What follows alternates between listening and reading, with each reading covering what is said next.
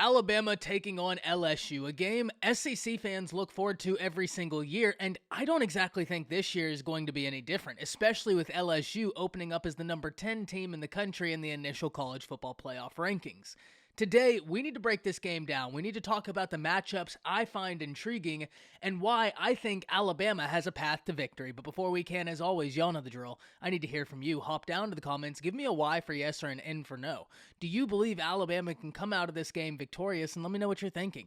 If you are new to the channel, be sure to subscribe. Hit that bell notification as I do constant college football content. You don't want to miss any of it. And if you enjoyed this content, be sure to like and comment down below as those interactions are massive to content creators such as myself. But having said all that, let's jump right into this. And first and foremost, as I said, kind of already gave it away, but I do think Alabama is going to come out of this game victorious, and we're going to break down all of the reasons why. But that being said, look, credit where it's due. LSU has been a team that there's been so much chaos around that program. There's been so much new. Brian Kelly, first year as the head coach there.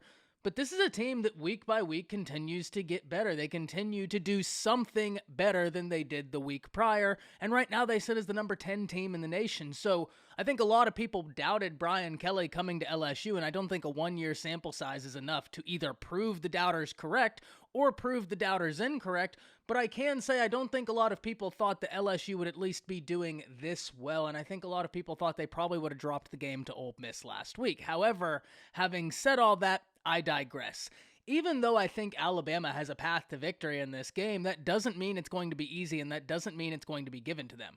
First and foremost, if you're Alabama, the thing you have got to do is you have to get out of your own way. We've talked about this. Alabama has the ability to play with anybody in college football so long as they're not playing the opponent and themselves. And the Crimson Tide have had a bad habit this year of doing just that with penalties, and untimely penalties. It's one thing to have 17 penalties. That's already absurd, but whenever they come at the worst possible moments, time after time after time, it's going to be very difficult to win big football games against good teams, and somehow Alabama is still in these games at the end of it with 15, 17 penalties, really just showing you this is a very talented team, but a team that has some things they're still working through. So first and foremost, that's got to get cleaned up. Secondly, whenever we're talking specifically about the matchup with LSU, if you're Alabama's offense, you got to give Bryce Young time.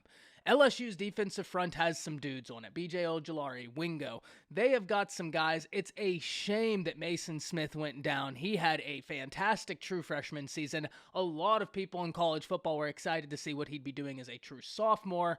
Super unfortunate. Hopefully that knee is healing up just fine, and he is going to have a dominant season next year, just as many anticipated he'd be having this year. But at the end of the day, even though Mason Smith isn't there, that's still a defensive front you have got to be aware of. And if you're Alabama's offensive line, it's an offensive line that is still growing. It's still getting better, and that is one good thing if you're an Alabama fan. Your offensive line has been showing signs of improvement, and hopefully that can continue, especially against a defensive front that's been able to get after some quarterbacks, especially with B.J. Ojulari. He's a dude you have got to account for. However, if you're able to give Bryce Young time, you gotta like your chances. One thing we need to talk about when we talk about Alabama's offense is the weapons they have. And I know the wide receiver room right now is a little bit of a question mark, but we look at that running back room. Jace McClellan and Jahmyr Gibbs, I'd take them and put them against any 1-2 punch in the nation. They are that talented.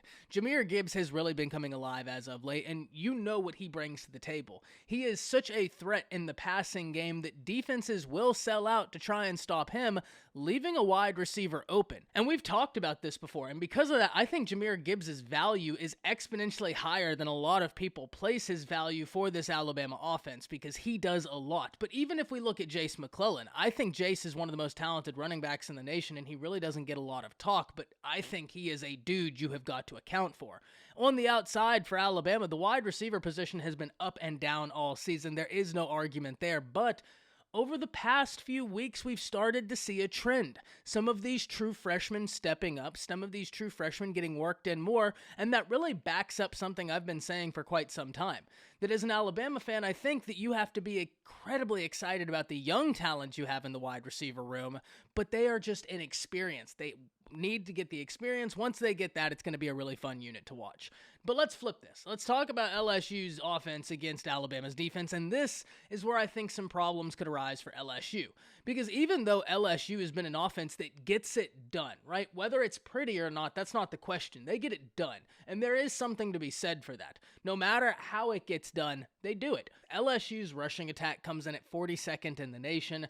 Bama's rushing defense comes in at 12th in the nation. Now, the reason I say that is because LSU's passing offense also ranks as the 42nd passing offense in the nation. I don't know if LSU's offense has got the explosiveness to really be able to make that up, especially if this gets into a shootout. However, having said that, that's a lot of the same things LSU fans heard whenever they were going to play Ole Miss is, hey, if this gets into a shootout, it has to favor Ole Miss.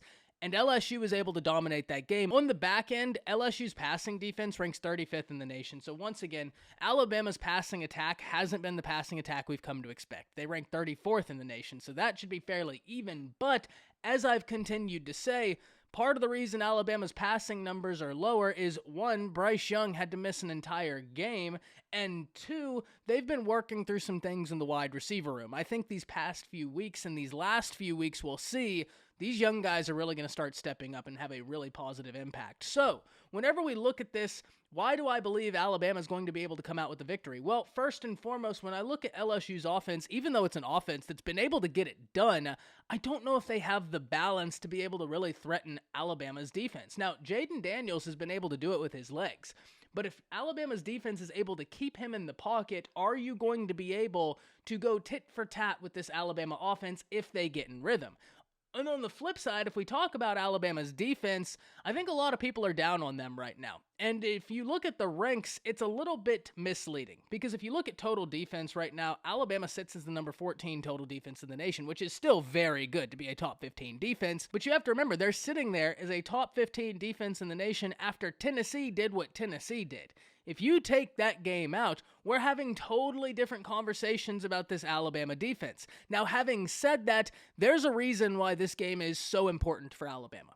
Because right now, optics are going to be huge for who's able to get into the college football playoffs. And Alabama's sitting just on the outside at number 6, but they're playing a top 10 team this weekend in LSU.